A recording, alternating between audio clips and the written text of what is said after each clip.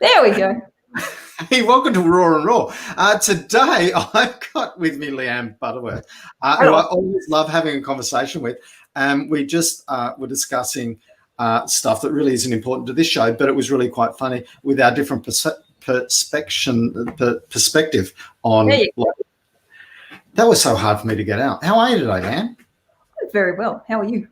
I'm really good. Oh, look, I've had a bit of frustrating morning. We won't talk about the exact details of that. But you have a business, Lose Your Mind and Empathy First. Which one do you? Empathy First. So where's the whole Lose Your Mind come from then with your email address, just briefly? Oh, okay. So Lose Your Mind is a project that I have, and it uses virtual reality, and it's all about mental health stigma, and it's like an advanced empathy course into mental illness. At the moment, I can't do virtual reality, and there's a lot of people who aren't up to the advanced course. Empathy First is fundamentals, empathy, how to write with empathy, how to communicate with empathy, how to reach out to people. Lose Your Mind's like an advanced virtual reality simulation, which is kind of on hold for the moment. We'll talk about that another day then. But today we wanted to talk about real basics. We wanted to talk about, breaking point, and are you at breaking point? But to me, I really wanted to talk about the lowest common denominator here rather than are you at breaking point. Hey, are you starting to get fatigued? I think for me is a better way of looking at it. Yeah, that's one way of looking at it. I think it's really important in the mental health space at the moment not to overdiagnose. So don't go, oh, I don't have depression, I don't have anxiety, so I don't need help. I'm not about to lose my mind, so I don't need help. It's getting into that mentality of maintenance and prevention and self-identifying and getting rid of the stigma of seeing a psychologist. And it is a bit of a process to get to one, but we can have a quick chat about that. But it's getting out of this mindset of you need a diagnosis, you need to be crazy enough in order to see a psych, you've got to cross some threshold, you've got to be at your wit's end. And that's not true. And you that mentality kind of exists when you see people who start exercising after they've had the heart attack. Something big happens and then they start changing. So I think in this space, it's being aware of, you're allowed to have emotions, you're allowed to have feelings, they're very good, they're very informative, but if you start to get stuck in something, if you start to get stuck in fatigue, stuck in stress, stuck in worry, stuck in sleeplessness, stuck in anger, stuck in rage, stuck in stress, stuck in confusion, stuck in loneliness, we feel those things all the time anyway, they come and go, they're very useful. If you find yourself getting stuck and going, oh, I don't like how that feels. I can see it's having an effect on my relationships, on my work, on my sleep, whatever it is. Then start down the process. And it might not be a psychologist, it might be something else. But for me, I've just started again with my psychologist. I found a different one. I found one that looks like she talks about what I want to talk about. Went to the GP, said, hey, please give me a referral. It felt like asking for permission, was a bit weird, but I'd like to see a psych. This is what I'm going through. This is what I'm feeling. Got 6 sessions. You go back for after 6, you go back and have a review. But if you feel uncomfortable with your GP, try to let that go and go, no, this is maintenance. I don't need to prove how broken I am in order to get this. Just say, this is what I want to do. Yeah, hopefully you've got a supportive, loving, empathetic GP. And shop around. Like if you find a psych that you feel good with, good. Then if you find one that you don't quite gel with, you go back to your GP and say, hey, meh. But again, don't wait till you're feeling broken. Don't wait till it's all too much. Don't wait till you're exhausted or you've snapped or... So we have got a comment. Somebody said, hey, I'm learning to change the ball tire before it blows in work-life balance, right? And that's a great analogy because, yeah, look, I probably need to do that too at the moment. They're a little bit overdue. But, yeah, it's about it is about doing that. So any tips or any comments or any techniques to help this person? We don't know, Facebook user, we don't know who you are on the platform we're on, because sorry that I can't give you a name. I really apologize for that. But that's a limitation of Facebook and how it communicates with things. Yeah. So any tips there? I think that's a great analogy. I mean, if you look at it change the bald tires, but even just keep air in your tires. Keep air in your tires once a month. You're sort of on the 16th of the month, whatever it is, you're going, okay. But the thing about putting air in your tires is you've got a benchmark. You know it's meant to be 40 PSI or whatever it is. How'd that go? You're pretty close. Yeah.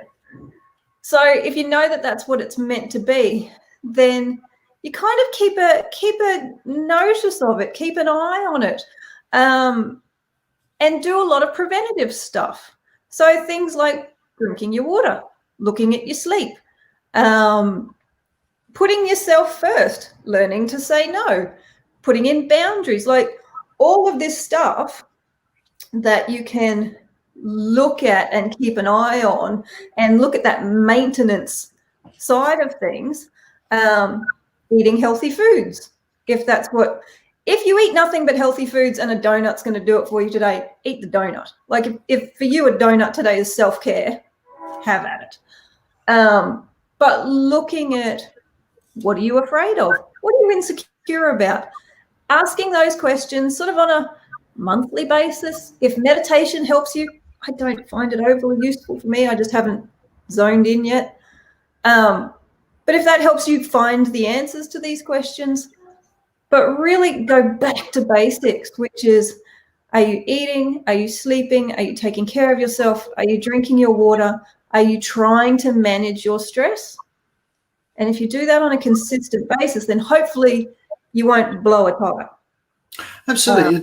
To me, it's also just that little bit of a check-in. So, hey, every now and again, you do want to walk around your car and have a look at your tires and see how close to being bald they are. It doesn't mean you have to do it every single day, but if you can just do that on an occasional basis, go, hey, here's how deep those grooves are meant to be, because you will notice that if those grooves aren't deep enough and you've just had a thunderstorm and you just happen to be driving on the highway back from the Sunshine Coast and your car just starts sliding all of a sudden, that maybe you left it a little bit too long. I don't know. So this could have happened to someone on this call. I'm not sure.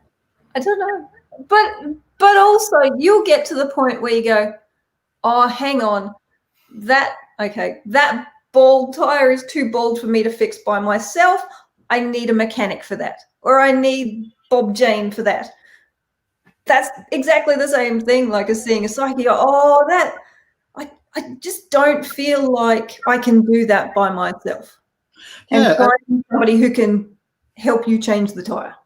And as you said, it is then a matter of having the courage to shop around a little and to basically interview a few people to find out who's right for you. Because it might be Bob Jane, or it might be Bridgestone, or it might be Jax or whoever else. Until you've looked around, you don't know who the right person is for you. No. And if it doesn't feel right, like I've been to psychs that I go, oh, I don't think, and that's not psychs. That's not the profession. That's the problem. That's not I've had bad experience. It's, no, you just didn't gel with that individual. It's the same as everyday life. You don't gel with every hairdresser. You don't gel with everybody you meet on the street. Same with psychs. So, yeah, absolutely. There's a bunch of websites that you can go on. Phone them up. Send a query and say, hey, look, this is what I've got an issue with. And they'll go, so when I did that recently, one didn't reply. One came back and said, we've got somebody who'd be great for you to talk to. Okay. One phoned me, said she was going to email. She didn't. And one said, yep, cool, I'm all in. I'd love to work with you. And I went, I like you. Yeah, and so that's a great experience from that point of view. So don't be scared to reach out before you commit, and that's a really important thing. So, so really the signs and the techniques at the moment are, one, do a quick check. So what would a quick check a self-check involve? I think look at your self-talk. I think look at your language. Look at how you're talking. Like, what do you think before you fall asleep? What do you think about and what do you feel when you wake up in the morning? Are you raring to go in the morning? Yeah, bring it on. Or you're like, oh, shit, what day is it today? Ugh. Here we go again. Yeah. Yeah, here we go. Ugh. And if you can't work that out yourself, but even ask the people around you. Like, if you've got people around you who are genuinely open and honest, and you can go, hey, I'm not feeling myself really, like, are you noticing anything? Is there anything that, because I don't know, I feel like I'm off. Yeah. And be ready for the answer. Hopefully it's an empathetic answer coming back. But are you sleeping 8 hours? That's a big one. Absolutely. Absolutely. So look, hey, thanks for today. So one, do a bit of self-check. Don't be scared to go to your GP and ask for things. Do a bit of shopping around if you do need some help. But really, very starting point. And it's about feeling, as soon as you're noticing that you're feeling a little fatigued, that's the time to start doing your self-check and then to start taking action, not waiting till you do break down. Absolutely. And just remembering, at your core of cores, at your heart of hearts, you matter. You're allowed to ask for help. You're allowed to have the emotions. You're allowed to seek support because you matter. You are valued and you matter, and you are allowed to do that. And it is your responsibility, and you will be a better friend, a better colleague, a better boss, a better neighbor, a better parent if you do that first. So like this Facebook person's just said, I'm sleep deprived today, nap required. If you do that, you prioritize that makes it then easier to be a better boss, a better neighbor, a better friend, a better spouse. If you're taking care of yourself first and prioritizing yourself, it'll make it easier to then be better in the world around you. But you deserve it. You can do it. Go have that nap if you can. If you can. If you can't, go and just have a quick little walk out in the sunshine. Some nice fresh air. It's a beautiful day out there right now. So, well, do you know what grounding is? Where you walk on grass with your bare feet. That's cool too, as far as reconnecting, re-energizing without sitting and meditating or falling asleep.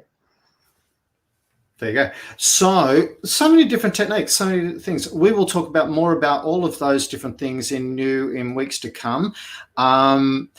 Yeah, just every Thursday, we just want to have a little bit of time to stop, take a think about, hey, how is my mental health? So thank you very much for joining us today, Leanne. I really appreciate you giving us the time and giving us the opportunity to have a chat with you. All good. Thank you, Kevin. Thanks very